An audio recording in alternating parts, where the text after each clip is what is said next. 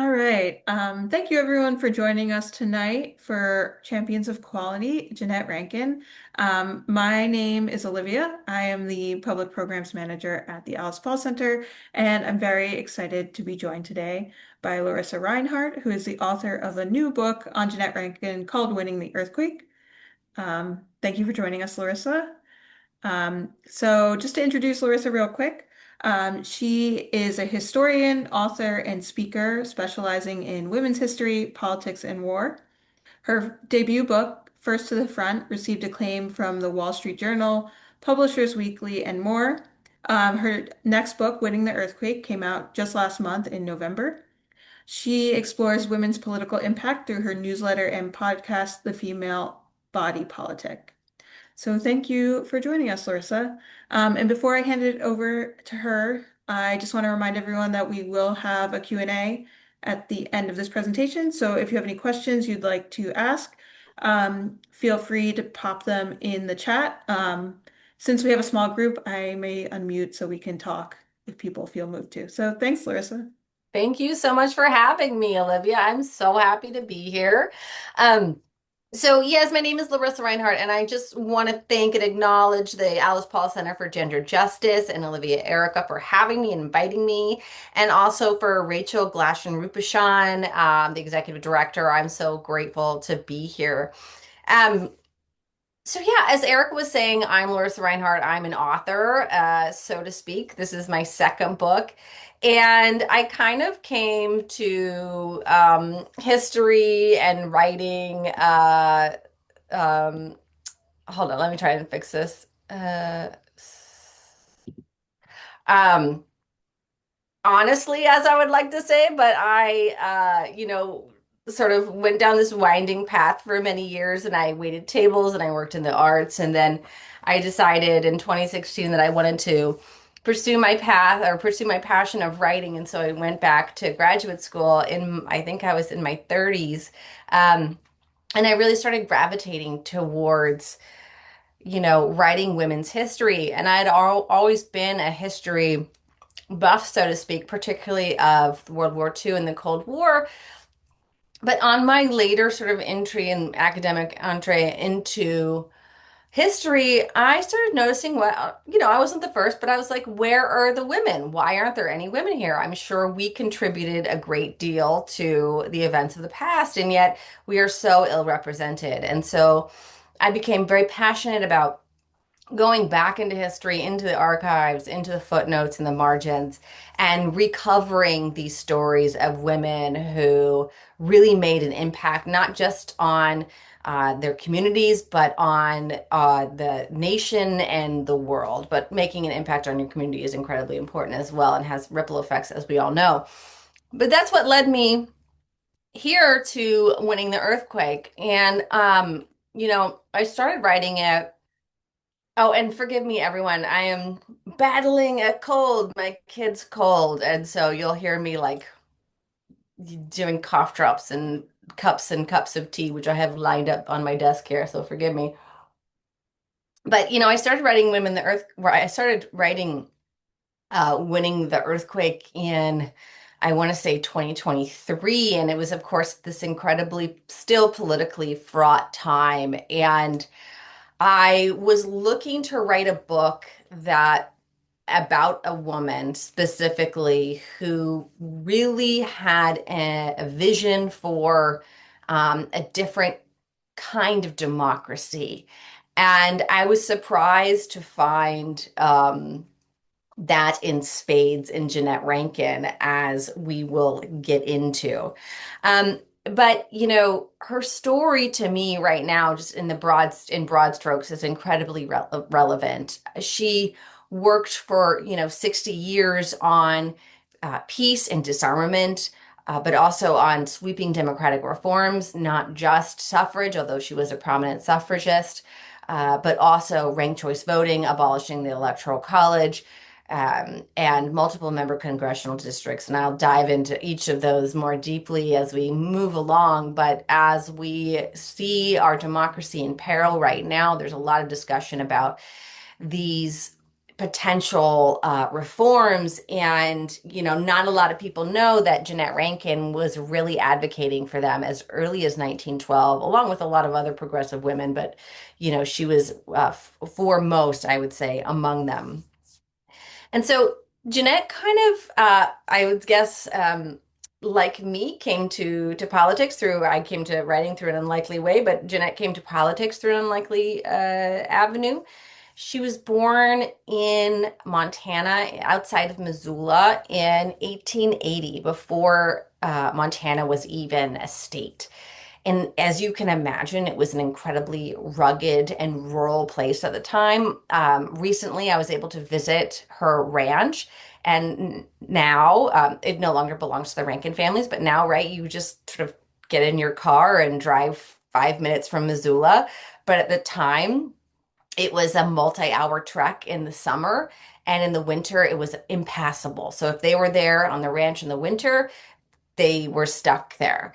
And so, it was a time and a place when everyone had to pitch in, men and women, all genders had to do every type of labor, really. And so, right, for instance, if you're a homesteader, and you're alone on your homestead and your wife is giving birth, you're going to help deliver that baby and help take care of it as your wife is recovering. And likewise, if you need to bring in the harvest, right, everybody's going to be in the field. If you need to put up a barn, everybody's putting up a barn. Everybody's helping to raise the barn. And that was important in Jeanette's upbringing, particularly because, right, there was a greater sense of gender equality. At the time, right, we think of it 1880s, 1890s, 1900s. It's the Gilded Age. You have these incredibly, how do you say, strict gender hierarchies on the East Coast, right? I don't know about you, but I love the Gilded Age. But you imagine, right, these corsets and these the show, The Gilded Age, not the time. Um, you have these very like structured dresses and these very strict social mores that you have to follow as a woman, and that just didn't exist in the West at the time to the same degree. And so Jeanette grew up with this sense of really her capacity to do anything and be anything, and I would say an inherent understanding of her own equality. And she really put that into action. And I hope it's okay, but I'm going to read a few things from the book this evening. And there's one passage that I think really describes her uh, attitude as a young child. And so this is setting the stage on her family's ranch when she was a young woman, just really a young girl, actually. And so I'll just begin. So the tall grass gave form to the summer wind. Meadowlarks and black-throated warblers flitted from stalk to stalk, trying to keep out of view from the golden eagles circling above. Grant Creek cut a sweeping arc across the land. Jeanette stood on its banks by her father's sawmill and looked towards the mountains. She saw a yearling galloping across the plain, bending the grass like a boat's rudder through water. But there was fear in its gait. Jeanette ran to meet it as it bucked and circled in the paddock. Ranch hands stood on the fence, trying to get a view of what was the matter. Jeanette threaded herself through the slats. The horse did not calm as she approached, and she could see red in its dark brown coat, then a gash in its shoulder where the front leg met its neck. Jeanette ran for the house. Her mother and sisters, Belina and Harriet, were in the kitchen cooking for the workers. Cartons of apples were on the table, ready for market. Jeanette grabbed a needle from the sewing box and passed a thread through its eye with a steady hand. She took a kettle from the stove and ran back outside. The ranch hands knew her plan as she approached. She was the boss's daughter, and John relied on her like a business partner. He introduced her to his building sites and lumber camps and let her sit in on business dealings. It was all machinery to her, entities made of moving parts. Change one part and change the entire process.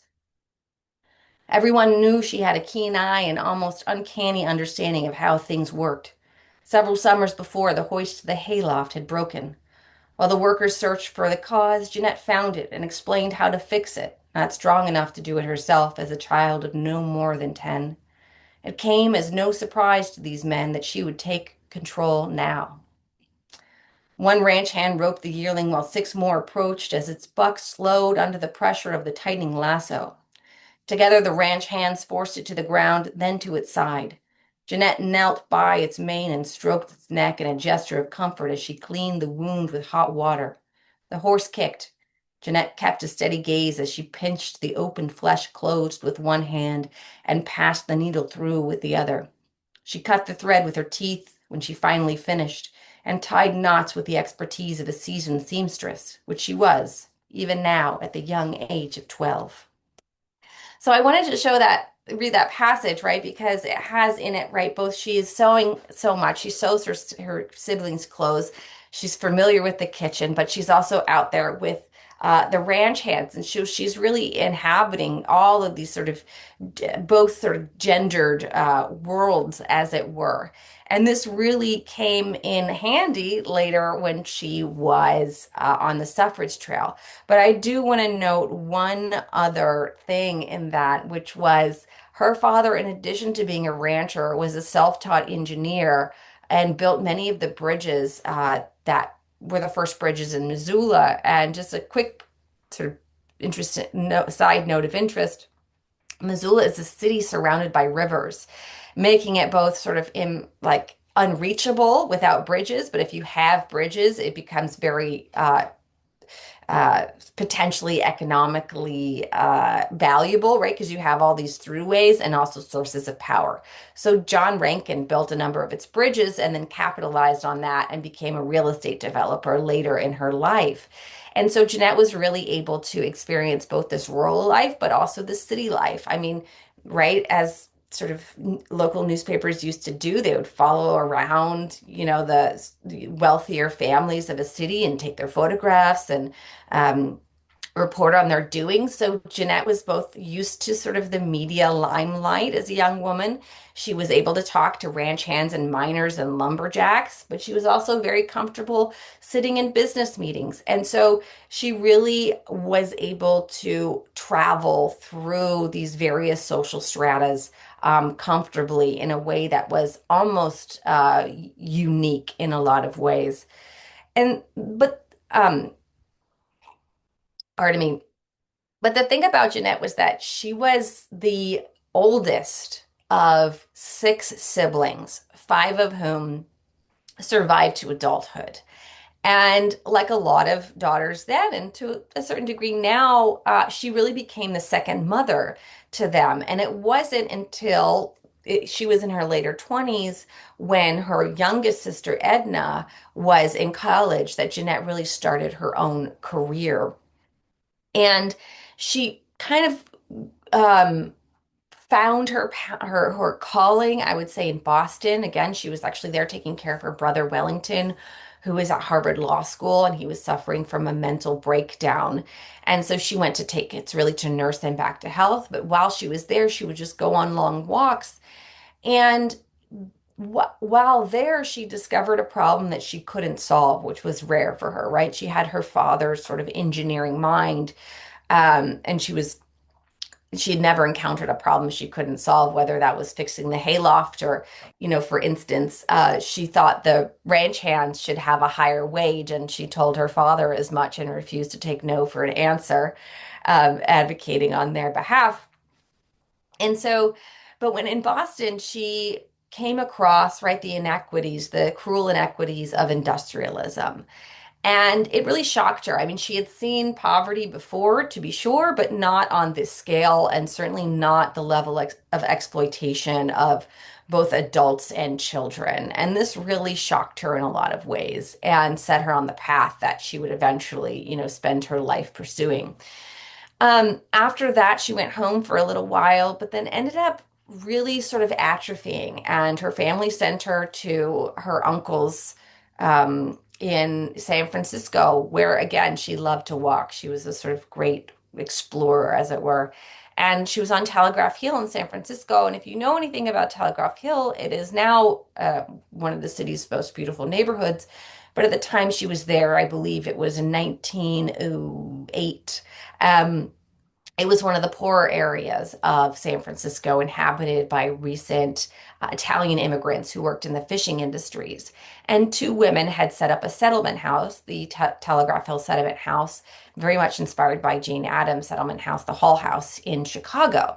And Jeannette happened upon it and finding it, sort of volunteered her life and ended up living there and working full time for basically free.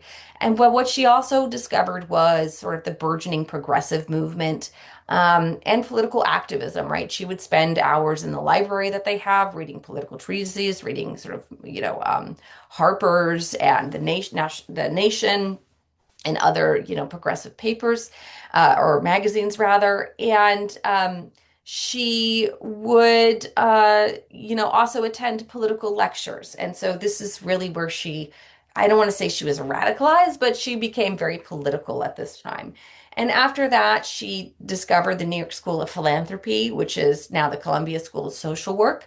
She applied and was accepted and went to do her graduate degree there. She had gotten a college degree in biology, which is interesting. All of her siblings received college degrees, and she only had one brother. So her family was a family really of strong, educated women, which is always inspiring and wonderful. But it was really there that she landed on her passion and purpose in life, which was the expansion of democracy. And that first, of course, came in the form of suffrage, women's suffrage. She wasn't actually aware, even from all her education and all her reading, that women had been asking for the vote basically since, right, the founding of America and certainly since Seneca Falls, and had been denied it. And this really incensed her to the point where she sort of started her engine and never stopped.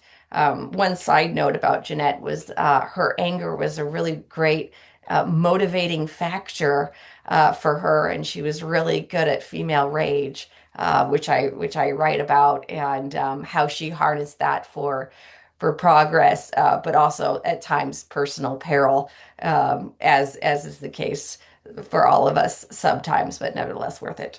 But in any case, so she then moved to Seattle, Washington, where she volunteered for the local National Association of oh gosh, I always say this wrong, the National American Women's Suffrage Association. And sort of, I think in a moment of hazing the newbie, as it were, they gave her a huge pile of posters to put up around the city. But having grown up on a ranch, these posters were very much lighter than the cords of wood she was used to hauling around. And so she put them all up in a single day. And not only did she put them up, but she put them up in extraordinary places, one of which, and perhaps the most remarkable of which, was a men's barber shop. And at the time, right, like a barber shop is the sanctuary of men. This is where men go to talk about men's things and smoke cigars, and there are no women allowed. And when she came back to tell, the leadership at the central office what she had done, they were really a bit stunned by her bravery and grit, and thenceforth sort of commissioned her to do more and more outreach in this manner. And eventually, she was actually made field secretary for NASWA for a good deal of time. And during that time, she was really instrumental on a number of different campaigns. But I want to focus on her work in the West. Of course, Alice Paul was based on the East Coast, but there was a lot of work being done on in the West and on the West Coast in suffrage that I think gets left out of the history a lot of times. That is so fascinating. And one of the reasons why I think it's so relevant to today is really expressed through Jeanette's work, again, going to rural communities and talking about why women's suffrage was not just about women, but not just about enfranchising women, but also enfranchising men, specifically as a ally against exploitative corporations. And I guess I would like to read another passage from her campaign in California. And so, right, they send her to all these rural counties, all these rural precincts. And among them was a place called French Gulch, which is still a very small town, sort of in the Shasta region. And I'll just go ahead and I'm checking for time. I'm going too slow. I'll speed up. Um, So I'll begin. The horses wound up the steep Trinity Alps as the sun descended into Iron Mountain. It was nearly dark by the time they reached French Gulch for dinner. Jeanette counted 12 buildings on the mining town's single dirt road. 6 of them were saloons. And the congregation of men sat outside each, never one to pass up an opportunity to campaign. Jeanette waved to a passerby and asked him to tell these men she planned to speak on women's suffrage. Embarrassed or startled, he replied sheepishly that he had something else to do just then. Jeanette took matters into her own hands. The last of the sun's light slid over the fir-clad mountains just as Jeanette approached the first saloon.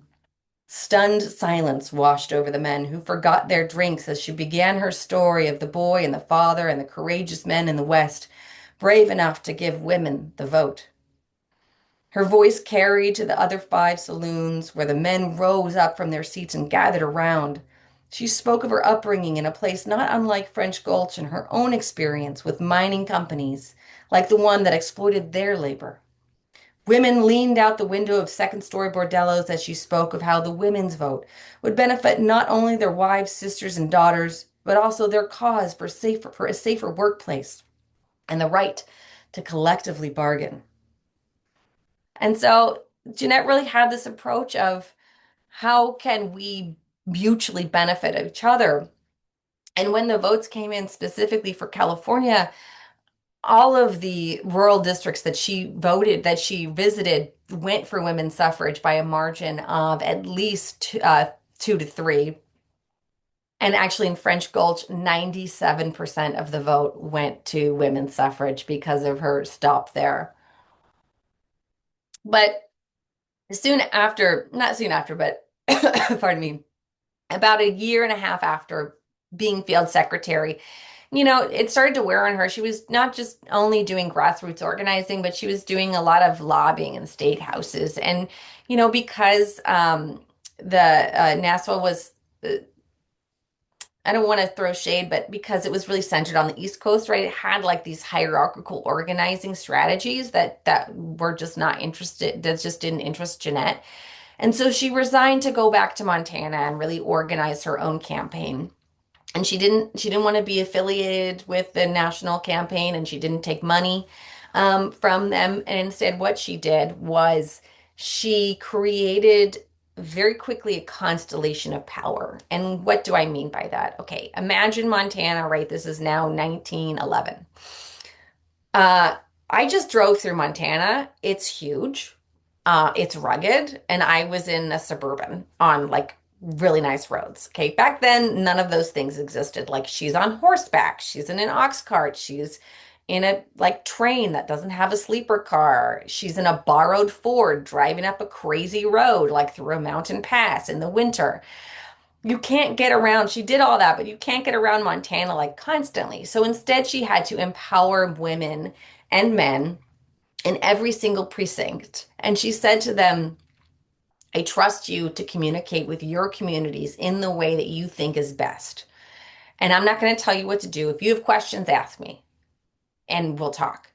But you just do what you think is best. And so by doing this in the course of 2 years, right, the campaign really started in 1911 with she gave a speech on the state legislature floor, and she was basically they applauded her when she got off the stage, and then the speakers after her just like made fun of suffragists mercilessly.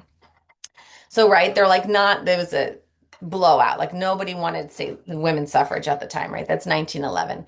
In 2 years, in 1913, they had flipped the votes in both state houses so that both of them went almost unanimously for women's suffrage. And then when it was placed on the ballot, they got it through as well. And then it became the first bill that the governor signed into law in the 1914 um, session. So it was really through that grassroots organizing and empowering the people to organize in the way that they thought was appropriate and effective in her community that she was able to create rapid grassroots change, right? And this is I think has a lot of relevance and resonance in our own political landscape today. So then, of course, the title of the book is How She Became the First Woman in Congress, and that's part of the story, right? She had built this incredible political machine of both women and men who were progressive, who wanted not only women's suffrage, but also, a whole other platform of progressive reforms. And so Jeannette redirected that political machine to her own campaign in 1916. And again, she traveled all over the state. And I do want to pause just to get in the political weeds for a moment because at the time, Montana was an open state. What did that mean? It was basically a multiple member congressional district where everybody in the state got to vote on they have two congressional members, and everybody got to vote on both of them. And so what Jeannette was able to do was create a broad coalition, right, from north to south, east to west in the state. And she was also able to run an entirely positive campaign.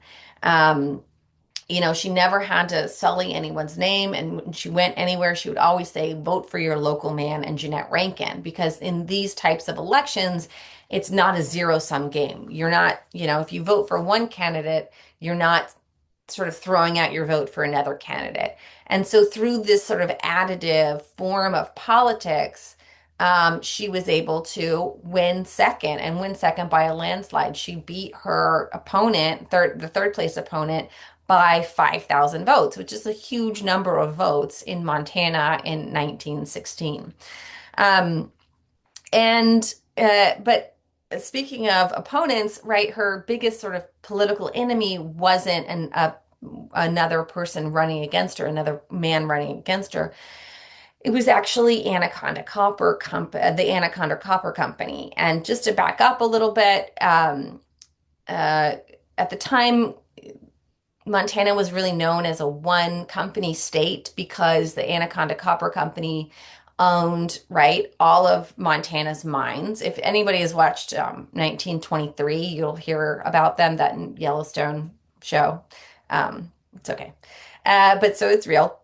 And they owned all of Montana's mines. But in addition to that, they owned its power grid, its newspapers, right? All but one of its major newspapers, and it had bribed both the legislature and the judicial bench to the degree that when the sort of legislature opened, they would have sort of a bar crawl down Last Chance Gulch, which is the main street in Helena, the capital, paid for by Anaconda Copper.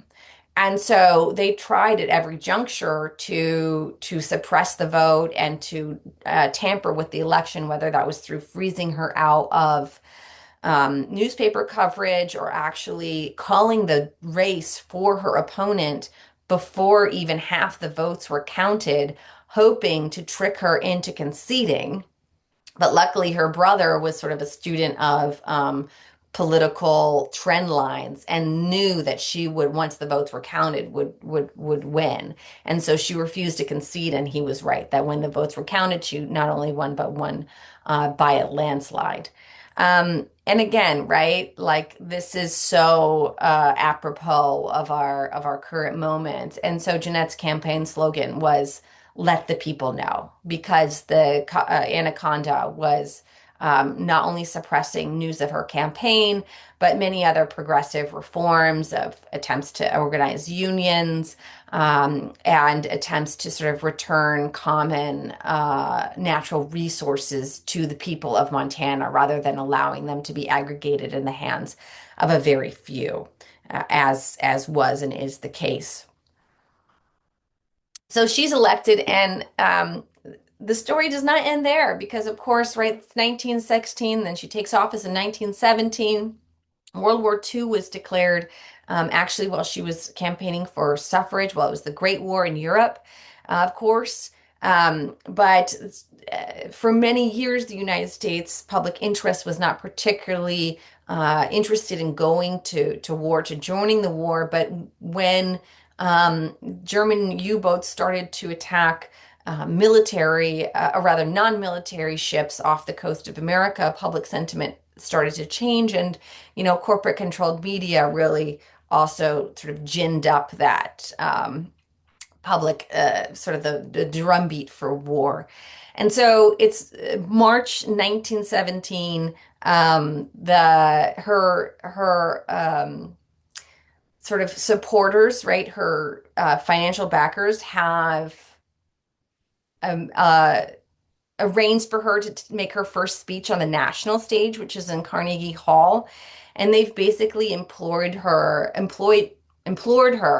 not to talk about the war. So instead of talking about the war, she talks about democracy and her vision for democracy, laying out how she believes that American democracy could be expanded, not just through the enfranchisement of women, but also through universal enfranchisement, through meaningful electoral reforms. And in that speech, which is uncovered for the first time in my book, in a trade publication, there was a wonderful academic paper about it. I don't want to discredit the academic, but she calls for universal absentee voting, the abolition of the Electoral College, multiple members congressional districts, ranked choice voting, and on, all these electoral reforms that we are still advocating for today. She really lays the case out for in this really generative speech in March of 1917. Then, of course, in April, Congress is called to session early. Congress convened at different times back then, and they didn't work as much. So this was early because Woodrow Wilson wanted to ask for the declaration of war. And Jeannette had really campaigned right on a platform of peace. She made no bones about her complete, antipathy of the war in Europe. She called it war of ancient feuds, fueled by American industrial capital, which I believe she was correct. But a lot of people, right, went to her office and were lobbying her stridently to vote for the war for a number of reasons, and one of which was that they were worried that her vote, if she voted against the war, it would set the suffrage movement back.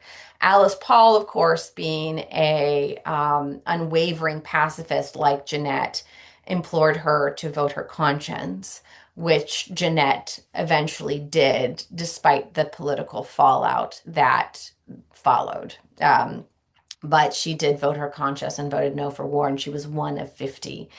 But that really didn't define her time in Congress, I would say. I think a lot of past books sort of focus on that, and it was an important moment, but she did a lot of other things in Congress. She brought forward the bill that would become the 19th Amendment, and she actually got it through Congress. I talk a lot about it in the book, and it's a fascinating story of sort of, I wouldn't say political intrigue, but definitely political posturing. And Jeannette was a master at it. And she also marched in solidarities with the miners of Montana that were on strike when there was this terrible mining accident because Anaconda didn't implement basic safety measures. She advocated on behalf of the women who worked in the Treasury Department, printing war bonds, who were, both economically exploited, but also sexually harassed and abused by their boss. She got their boss fired. She got their workday reduced to 10 hours, which is like still crazy, but it meant a lot back then. She got a higher wage for them, and she helped them organize into what became the largest women's union in the country. Um, and then she introduced a bill recognizing the sovereignty of Ireland. Right, and this is at the time of right the Easter uprising, and this is incredibly contentious. But she held firmly that if you're going to fight a war to make the world safe for democracy, then everyone should like actually have democracy, even colonies, please and thank you very much, and especially women. So she really made a big impact on Congress in her time there. But she didn't run again. And people, I mean, I think a lot of past historians attribute this to her war vote in saying that, she became very unpopular because she voted against the war. And that's actually quite untrue. The war was very unpopular in Montana. At the time that she would have run again, I believe she would have won, except for the fact that Anaconda Copper went to the state legislature that had bribed up every like 6 ways to Sunday and said gerrymander her out of her district. And so they drew her into a district that she couldn't possibly win. And so Jeannette decided not to run for Congress again.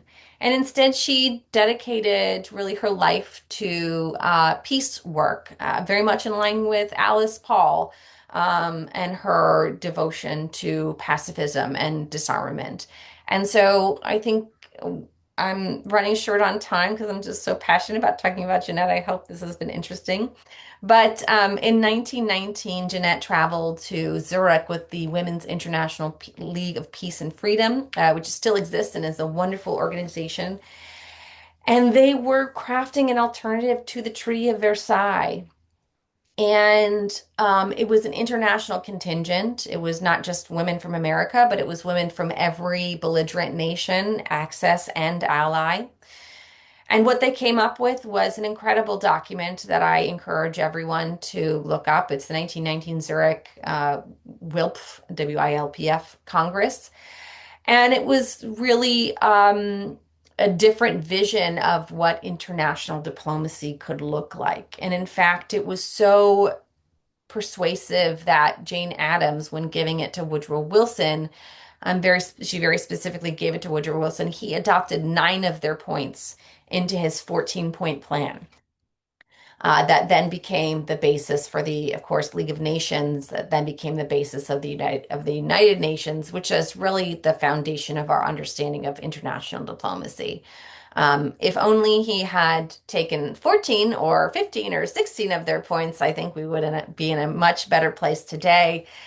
Because they really foresaw the conditions that created the possibility for Nazism to take root in Germany, and fascism to take root in Italy. And I get into that in the book to a great degree. And I think, really researching Jeannette's peace and disarmament activism for me was really an eye-opening experience in understanding the causal factors of World War II that I would say the general narrative does not include, but should be, I believe, talked about more. So, in addition to traveling to Zurich, Jeannette spent the next 20 years lobbying for disarmament in the United States and around the world, and advocating for the adoption of various treaties that would limit the number of weapons and armaments that countries were able to build, specifically battleships and aircraft carriers. When we think of the arms race today, we think of nuclear weapons and now AI, right? Those change the nature of warfare. At the time, battleships and aircraft carriers were changing the nature of warfare, and Jeannette understood that this was very dangerous. She also understood the machinations, right, of the military industrial complex far before Eisenhower ever made his famous speech. I detailed this um, uh, congressional committee that she was at debating on whether or not a private corporation.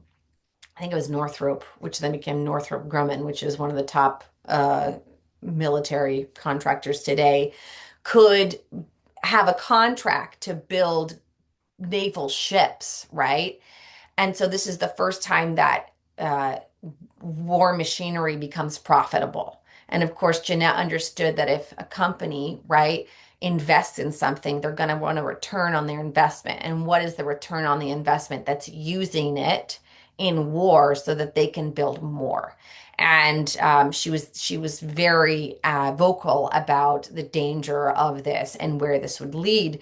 And she would often say, if you prepare for peace, you will get peace. If you prepare for war, you will get war. And she really did this to the point of her own personal impoverishment. She lived at the time for many years in Georgia in a former sharecropper's shack. She didn't have indoor plumbing. She didn't have central heating. She grew pecans to subsidize her income. She relied on the generosity of her brother, who would buy her a new car for her to drive from Georgia to Washington. Side note, she was just a crazy driver, like for her whole life. She just drove like a bat out of hell, as many people attest to, having gotten in the car with her. But she really, lived an intentional life of peace and disarmament. And, when I think Hitler invaded Poland, she saw the world really tilting again, even before he invaded Poland, but she actually went on vacation to Germany in 1937, very relaxing vacation, to see what was going on. And she realized that the world was tilting towards war. And she wanted to do everything she could to stop it, and nothing short of laying her body on the tracks, as it were. And so she ran for Congress again. And I'll just be quick about this, but it's so interesting, right? Her first campaign, she won because of this grassroots democracy. Her second campaign, she didn't make a single speech. She went to precinct captains and went to their homes or met them in a cafe. And she said, do you think I should run? And that was the only thing she said most of the time. And then they would just like talk at her and say what they thought that she should do. And she just nodded and agreed. And at the end, they would say, yeah, you should run. And also, they had had a terrible congressperson at the time. So she got like the buy-in of all these precinct captains who then convinced their constituents to vote for her. And she won the election in 1940. And she did a lot of lobbying work to try and keep America out of World War II. This was a time when people were not aware of what was happening in Germany. Um, uh, Somewhat engineered the FDR administration, suppressed the news for various reasons that I get into in the book. But when Pearl Harbor happened, Jeannette was the lone dissenting vote of no in declaring war against Japan. And she knew that it wouldn't change anyone's mind, and she knew that it certainly wouldn't change history. But I think she also wanted to hang a lantern on a path that we could have taken in 1919 or 1929 or even 1933 had we chosen peace and disarmament and democracy instead of, you know, the war machine. Um, and I very much see that choice again today as we see the largest investor in um, military technology is AI companies who are going to, again, want a return on their investment. And what is that return? That return is always war. And so we are at that crossroads again that Jeannette hung that lantern on. And so she went on to vote present for the war in Germany. She realized once war was declared that the only thing to do was to win the war and bring the men and women in harm's way home. She voted yes for every appropriations bill. She was very concerned. She would always race back to Congress if she was out and they called to vote She would race back to Congress to vote yes. But she really disappeared from public life, right? The fallout from this vote was much harsher and swifter than her no vote on World War II or World War One, rather. And she spent after the war ended, she spent the next what was it, 20 years really traveling and seeking peace, seeking ideas of peace. And that travel took her largely to India. She was an incredible admirer of Mahatma Gandhi and Nehru and the nonviolent Indian independence movement. And she wanted to know how you could change a government through nonviolent means. And so she spent a lot of time following in the footsteps of Gandhi and learning about what he had done to bring that about with so many others. But she also traveled around the world to Turkey and Japan and, Russia. And there's not a country I can think of that she didn't visit because she understood that if we were to have peace, then we needed to have a more nuanced understanding of the cultures and people with whom we cohabitate this earth. But then in 1965, when the United States sent the first combat troops to Vietnam, she could stay quiet no longer and placed an ad in, I think it was 9 Montana newspapers, encouraging people to call their congressperson and demand to know if they were for or against the war and tell them if they were for the war that they would not vote for them. And this sort of garnered her national attention, right? It was picked up by national media. And then the burgeoning anti-war movement started looking back into her legacy. And she really became a beacon of the pacifist movement. And it was actually some women who helped organize the Jeannette Rankin Brigade that she led, that Jeannette led in January of 1968. That was the first and largest all-women anti-war march. She marched arm in arm with Coretta Scott King and a number of other civil rights and peace leaders.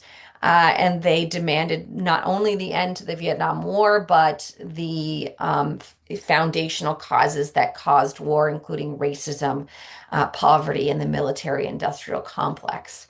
Um, and I would just end by saying, um, Jeanette's legacy is incredibly relevant today. Um, and I love that I got to speak here at the Alice Paul Center because Jeanette and Alice were lifelong friends, and I think they shared a deep understanding that the changes that they were advocating for and that they worked for with such passion and diligence they wouldn't live to see come to fruition. And that both of them knew that we just had to keep marching, as Shauna Taub says, of course, in Suffs.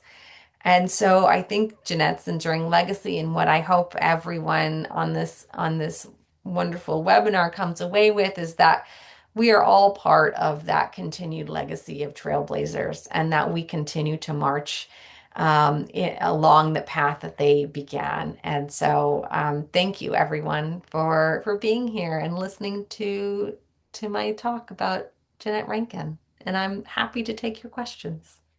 Thank you, Larissa. That was amazing. I have a ton of questions, but I do want to open it up to our guests. If you'd like to ask a question, you can ask one in the chat box. I can also unmute you. So if you do actually, I think I'll just unmute everyone. So if you feel moved to talk, you can unmute yourself. You know, have that capacity. Um, Otherwise, so Mary, I see you have your hand raised if you want to go first.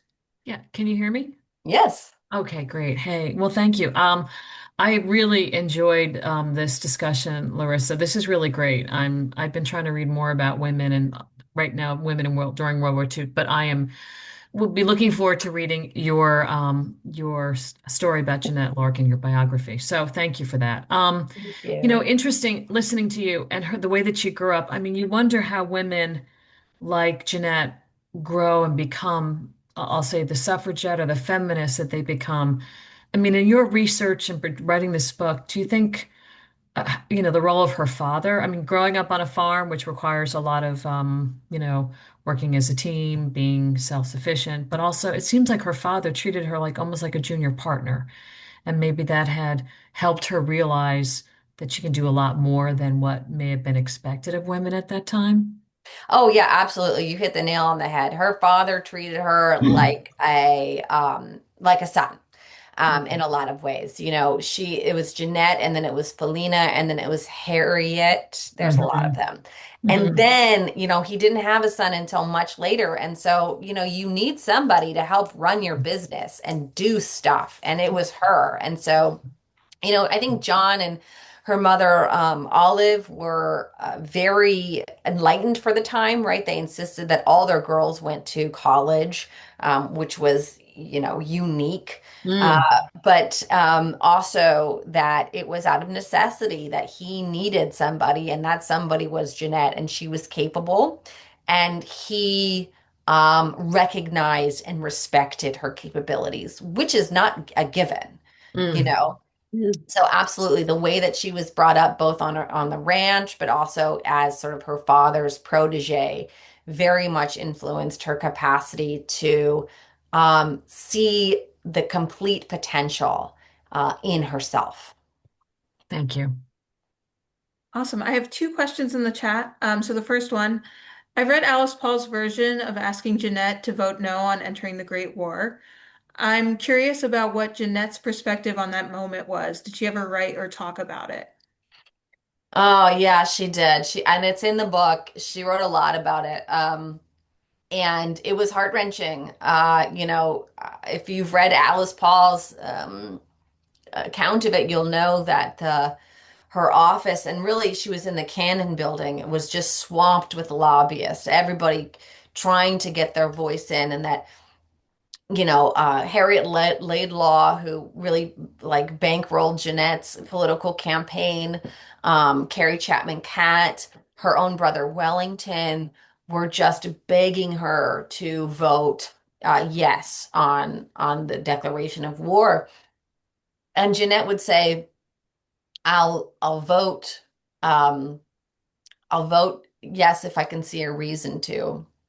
But of course, she was just sort of putting them off. She never intended on voting yes. And then just a like brief, and I think Alice was helpful in, shoring her up. Um, she could have voted present. She could have not been there at all, right? No one would have said anything, but she wanted to be there and say no. And we have to acknowledge, right, our sisters who help us when we need help standing up. But when she voted no, she was really singled out by the press. And they said that she was weeping and that she didn't do, she didn't know what she was doing and, yada, yada, yada. And, Jeanette said, I wasn't crying when I voted because I had cried all the tears I had in me before the vote, right? Like this is a very sentimental time. Like everybody's just crying all the time because this is, committing people's lives to what everybody knows is a brutal war. And then the other just little anecdote I want to share is about Fiorello LaGuardia, of course, the famous mayor of New York. But at the time, he was a freshman congressperson with Jeanette. Side note, he was in love with her and wanted to marry her.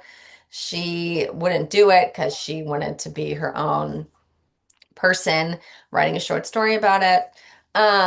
Anyway, he said when the reporters asked him if she was crying, he said, I don't know. I couldn't see through the tears in my own eyes, right? And so what he's saying is that he was crying, men were crying on the floor.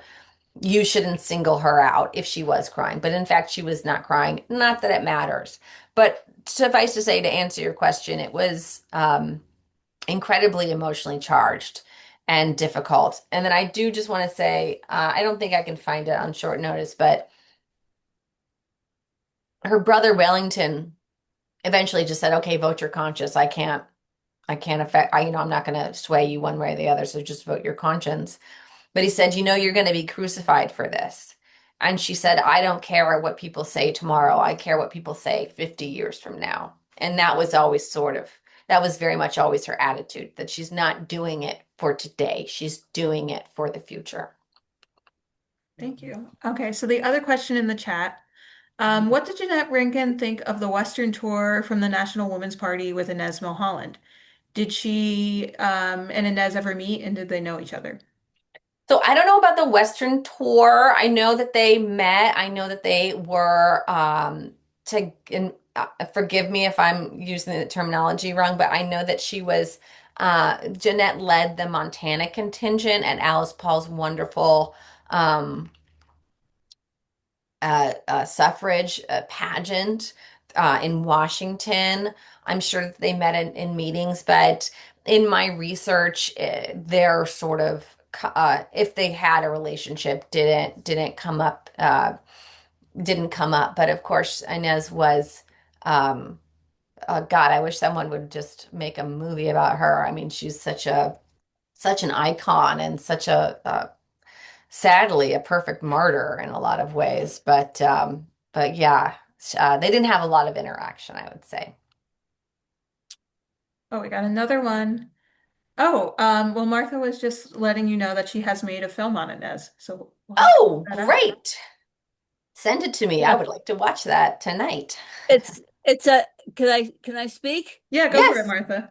Okay, my film company is called wildwestwomen.org. Oh, And if cool. you go on that website, all of my films of women's suffrage, including the one I made for Inez, for her, the anniversary of her death date in 2016. Mm. And it's a short and love letter to her.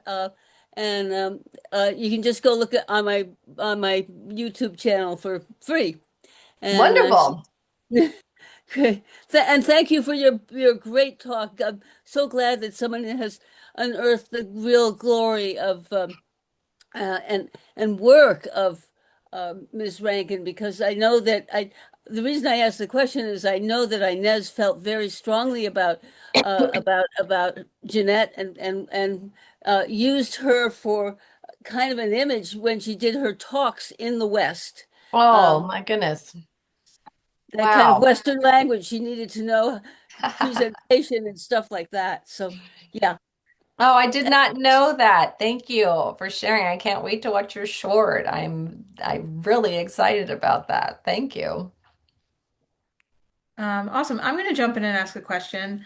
Um, so yeah, I first just want to say thank you again because this was amazing. I wanted to echo what you said about the Women's International League for Peace and Freedom and that kind of Mm. post World War One moment. There's kind of this when you read about the stuff these women were advocating for, it's really kind of radical today.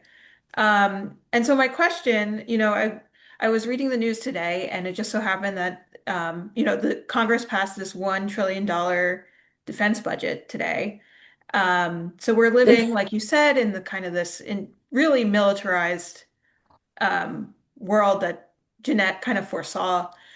I guess my question is, what is like a lesson we can take from her life for people who are interested in ideas of pacifism or like fighting against militarism in the military industrial complex today.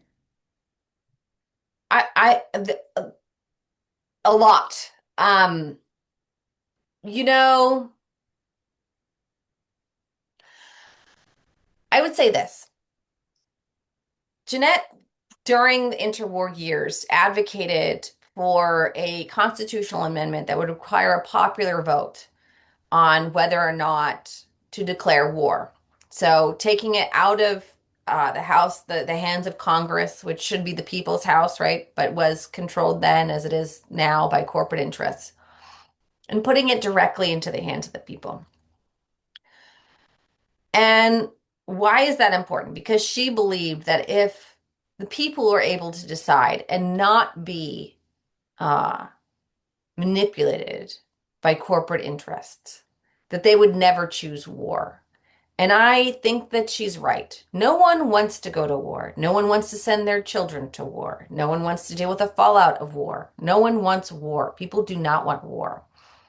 And I think when we are confronted with what seems like inevitability, we have to remember what Jeanette would often say, which was people do not wage war, governments wage war. And so we need to change not only, right, the capacity of the military industrial complex to continue perpetuating itself, but the means by which it is able or not able to do so.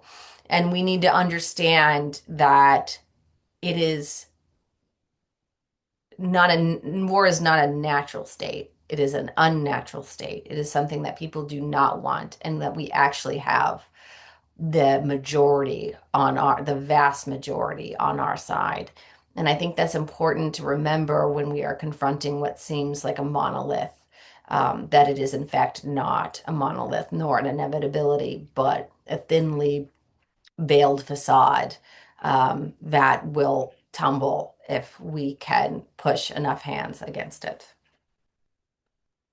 Thank you.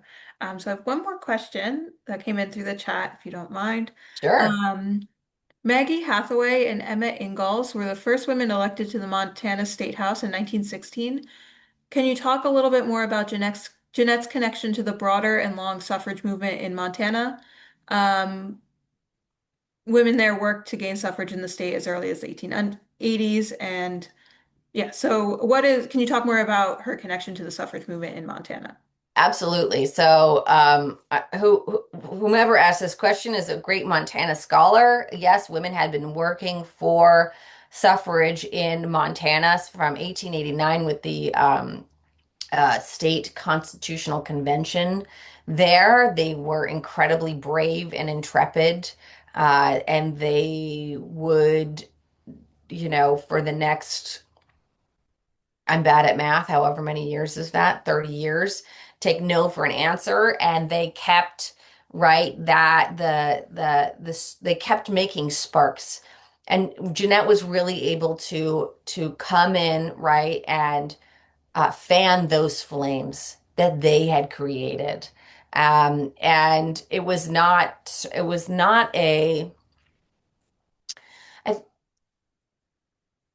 it was not a hostile takeover of their efforts. Like, she really integrated herself into what they were doing. And my understanding was that there was no ill will and that they all worked together to carry this campaign across the finish line, and that they supported each other. Um, and so I think it's very much in, uh, right. The firstisms is incredibly important to combat. And thank you for bringing this up, because it's never one person who does it all. It is a amalgamation of decades of work that lead to cascading change that seems sudden, but is by any means not. And there's a lot of wonderful scholarship, particularly in Montana, around all the women who contributed to the suffrage movement and eventual success in that state. So thank you. Awesome, thank you. So if no one else has any more questions, I'll just ask one more to kind of wrap us up.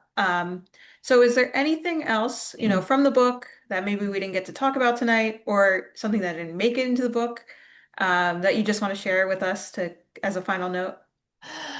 Um, what I didn't talk about tonight, but what I always want to talk about, and I should talk about more, was, and I did mention it a little bit, but the importance that the women in Jeanette's life played in her own success.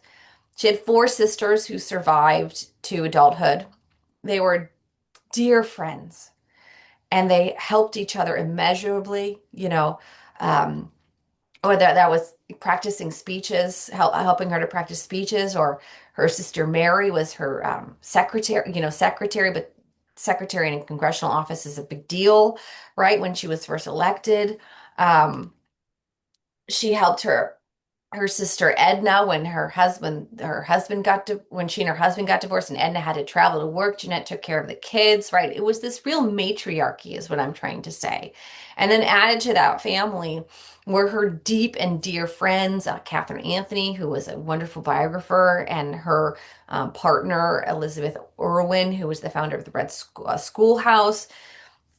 and Belle Fliegelman, and so many other women who were, and Alice Paul, who are all lifelong friends. And it was through, right, the strength and solidarity of friendship that they were able to accomplish so much. And it is therefore just such a joy to be here in this virtual room with all of these women talking about this, because it is when we stand together as women that we can achieve anything. Awesome. Thank you so much, Larissa. I really enjoyed this. I have so many more questions, but I won't keep everyone waiting. So again, I just want to plug your book. It's called Winning the Earthquake. Earthquake. I hope everyone checks it out. And before we wrap up, I just want to plug what our next event at APC is going to be. For anyone who is local to the South Jersey area, on January 10th, we're going to be having our annual celebration of Alice's birthday. And we'll be unveiling our new exhibit, temporary exhibit, Feminist Revolutions, which is our celebration of women who have changed American society, connecting to the 250th anniversary that's coming up. So I hope you all will join us then. Thank you so much, Larissa, for joining us, and as well, all our guests tonight.